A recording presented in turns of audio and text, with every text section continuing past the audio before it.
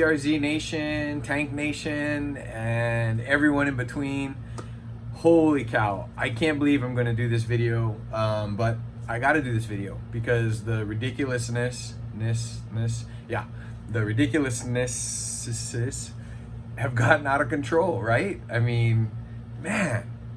So let's get into this. This is gonna be fun. So I'm sure a lot of you that follow either myself or Coach or CRZ or whatever have seen that there has been a fallout of, if you will, of a few former CRZ members, one of which was selling jerseys online and all kinds of stuff. Okay, so all that being said, a couple things I'll let you in on with regards to CRZ. I heard someone say we're a cult.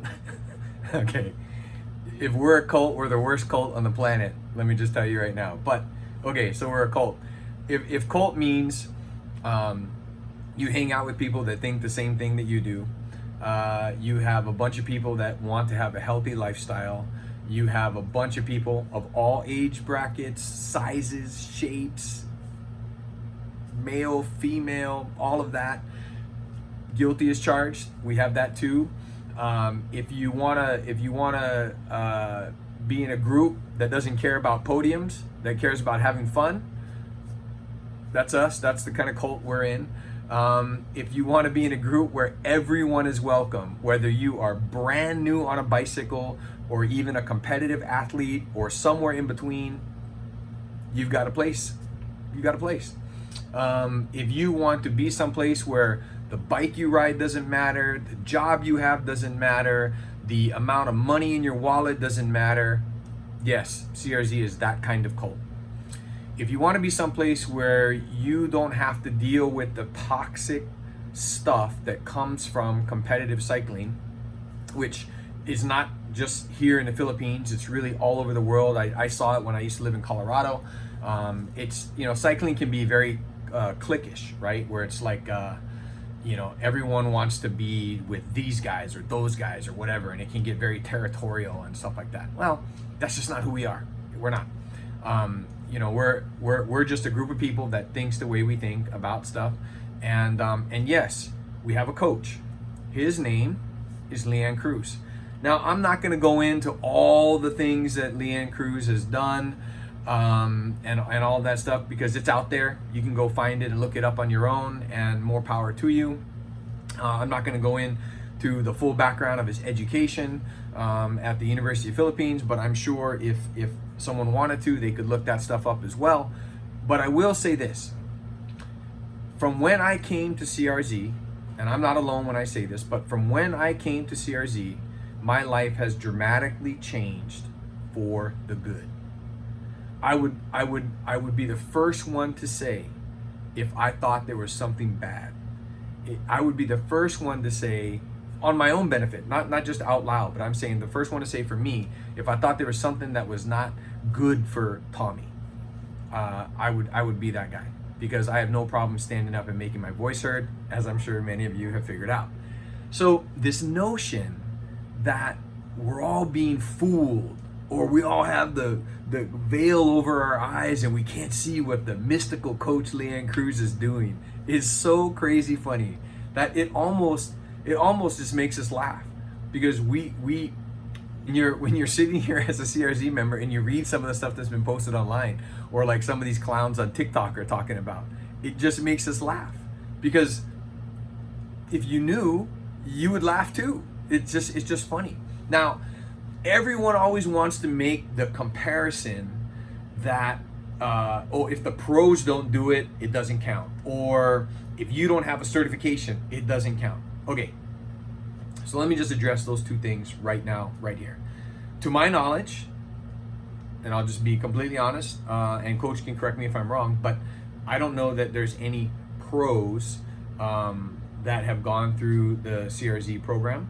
At least right now, today, I don't think there's anyone riding with us that is an active pro. There may have been some former pros that have gone through it, or former racers, let's just say, that have gone through the program. And we certainly have a lot of people that are in the program now today that are actively being competitive, whether it's in the multi-sport triathlon world, duathlon world or road race world, whatever type thing. But you have to understand something from the beginning. That is not why CRZ was set up. CRZ was never set up to be a racing community. CRZ was never set up to bike fit pros and things like that. And there's lots of reasons for that. Number one of which, a lot of racing teams have their own guys that they want to go to for whatever those reasons are. It might be because there's a financial benefit. Maybe they get a discount because they've got multiple guys that are going to get fitted by the same person, or they've decided that that's just the direction they want to go. Free world, right? You can make those choices on your own. So Coach looked at what the industry of cycling and the community of cycling was lacking.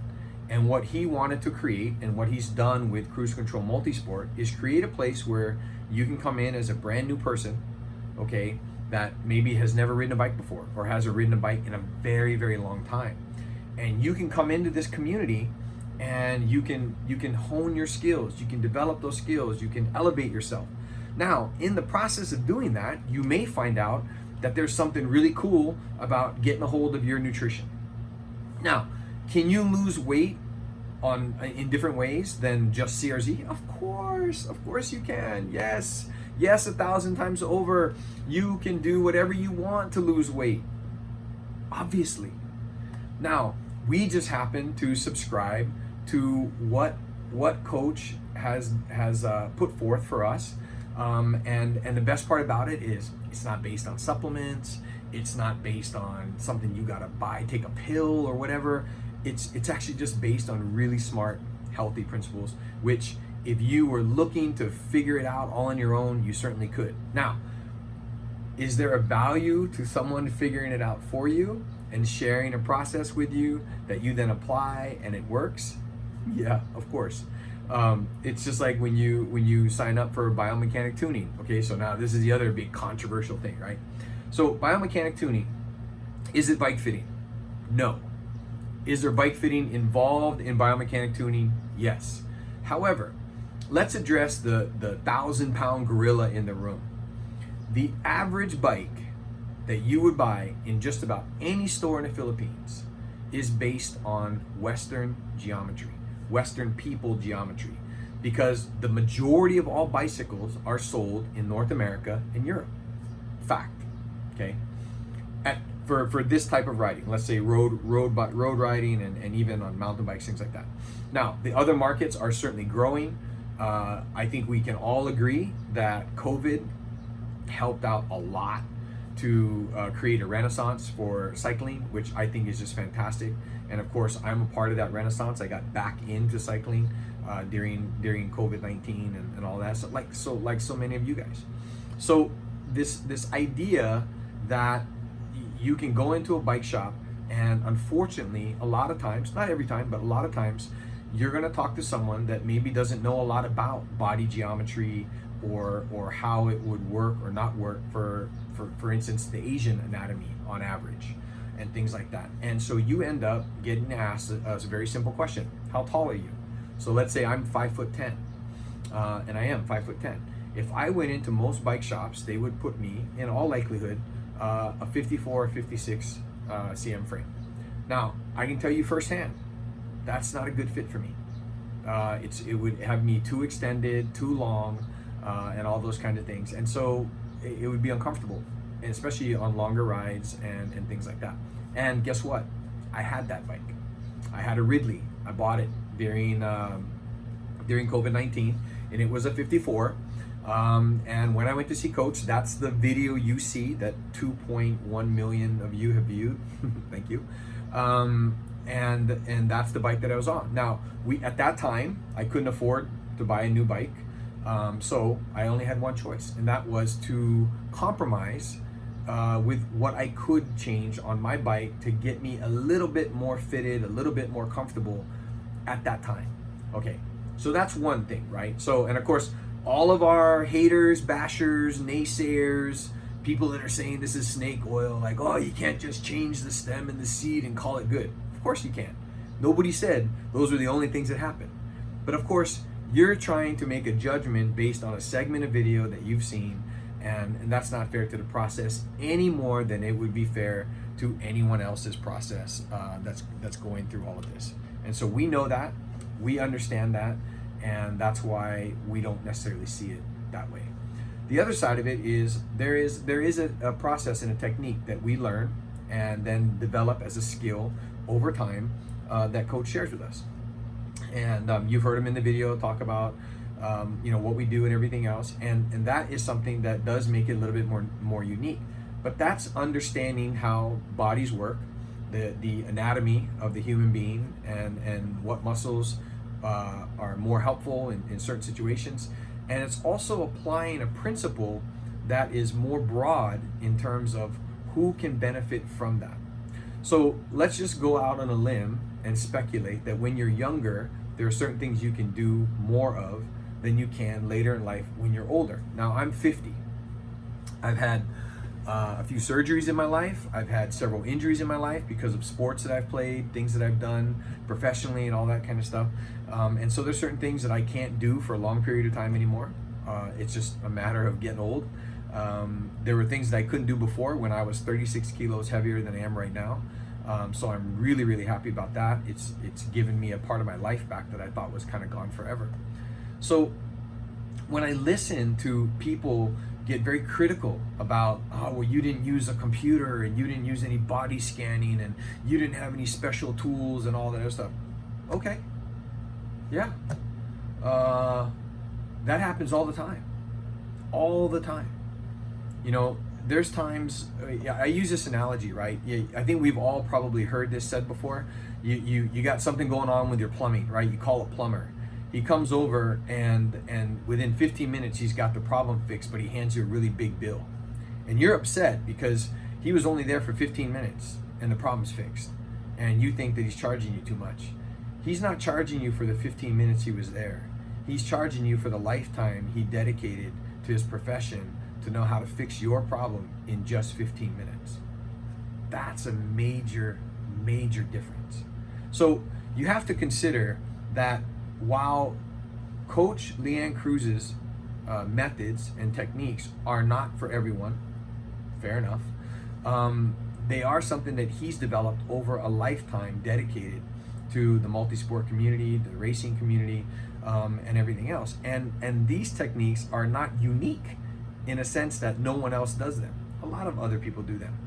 Now, one of the other things that I've heard a lot of in the last couple of weeks is this notion that some of the things that we're taught have been justified by saying that there are pros in the pro peloton, European peloton, right? So we'll say intercontinental peloton that are doing certain things that we do. Now, what's really funny to me is that when you emulate anyone else in professional sports, it's usually considered okay. So let's say that you're a basketball player, and we know how much the Philippines loves basketball. If you started to see someone take practice shots like Steph Curry, or set up like Steph Curry, or things like that, or maybe even back in the day, Kobe, right, or things like that, or LeBron, you would say to that guy, oh, who do you think you are, LeBron James? But really what he's doing is he's saying, look, if it works for them, maybe it'll work for me. Maybe I need to do more of that in order to improve my shot making or my ability to drive to the rim or drive to the basket, whatever the case may be. I'm not a basketball player, so I don't know all the terminology, just to be fair. If we were talking about football, rugby, I got you.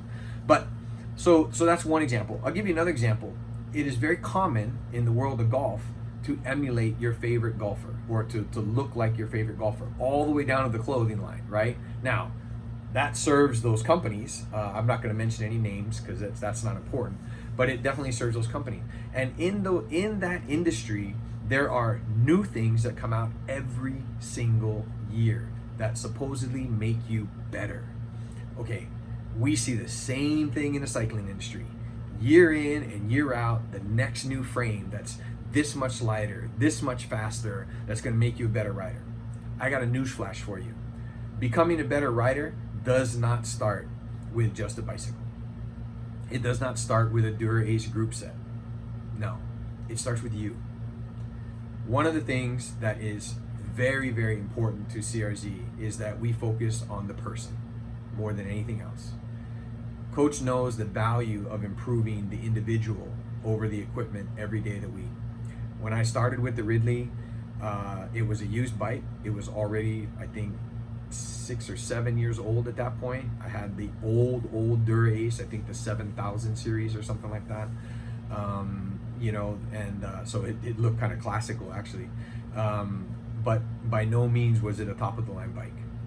And I didn't pay top of the line money for it, so I wasn't expecting that. But what Coach Leanne saw was a guy that wanted to ride a bike, wanted to do better on a bike, enjoy my rides more, and get in shape. And the best way to help me do that was to help me first. And I didn't buy into that initially. I just wanted to do the biking part. I didn't want to give up all my cheeseburgers and pizza and everything else, because I really like those things. I still like those things. I just don't eat them nearly as often as I used to, right? So if I told you that it would cost 100,000 pesos to take 1 kilo off your bike, that sounds pretty expensive. If I told you that it would cost almost 0 pesos to take 1 kilo off your body, and that would make you healthier, and you're still taking 1 kilo off your bike because you're the one going to be sitting on your bike, wouldn't that be better? Yeah, that's the kind of cult we are. We make people healthier. So if that's what being in a cult is, guilty as charged. So the last thing I want to talk about on this, and understand something. Anytime in life that you start making a difference, you're gonna piss people off. It doesn't matter. The crab mentality is not just here in the Philippines. I can show you plenty of crabs in Colorado, plenty of crabs in Texas, plenty of crabs in Canada, plenty of crabs in the UK. Crabs are everywhere. That just comes with the territory. When you start making a difference in someone's life, or you start making a difference in your community, people come after you. And that's a sad reality, but it's true. I have Reddit open right here on my computer screen. And for the last few days, I've listened to all kinds of crazy accusations, cult this. Somebody was even talking about my private parts. Who cares? Somebody was body shaming me, saying you got to be careful on who you challenge because you're fat still and blah, blah, blah. I am. I get it. I would stand up and show you my belly right now, but I don't think we need to see that. So the reality is that, okay, so what? Yeah, I'm still overweight. I got a plan, and I'm working on it slowly. I like to say the easy weight has already gotten off my body, so now it's about taking out smaller chunks. But okay, am I a pro athlete? No. Do I want to be a pro athlete? No. Unless I can be a pro athlete with a big salary, but I don't have to work for it, I'm in. But that's not the case, right? So we never set out on this journey. I never set out. Let me just speak for me first. I never set out on this journey to become pro anything. I just literally wanted to be better on my bike. I was already doing these really big monster rides, 120, 130, 140 kilometers. I just wanted to be better on my bike.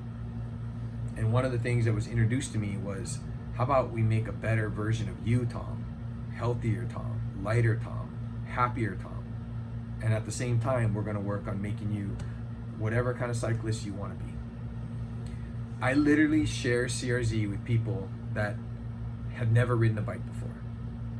I share CRZ with people that have been on maintenance medication for years and are no longer on maintenance medication. I share CRZ with doctors, engineers, even lawyers and politicians. I share CRZ with entrepreneurs, with moms and dads, kuyas and ates. I share CRZ with such a diverse crowd that when I hear these things or I read these things on Reddit, it just really makes me laugh, because they don't understand at all who we are. Now, there are some people that are no longer part of CRZ. Okay.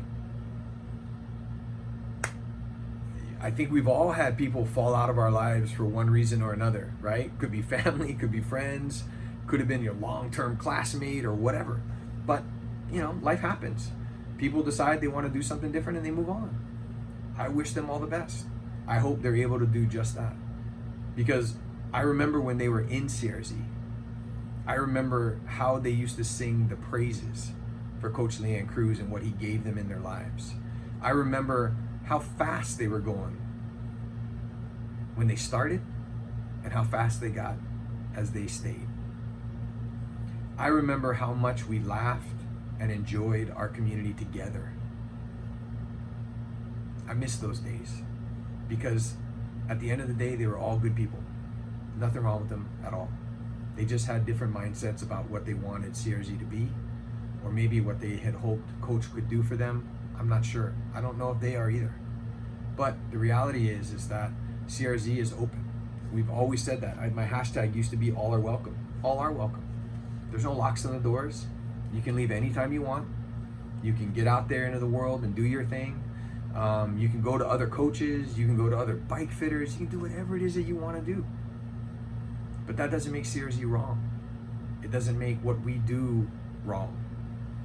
It doesn't make us wrong for being here, for being part of a community that we've come to love and cherish and hope that others find it too. That's the reality of CRZ. There are no egos here. There are no people here that think they're better than anyone else. I know, because I ride with them every single day and I love them to pieces.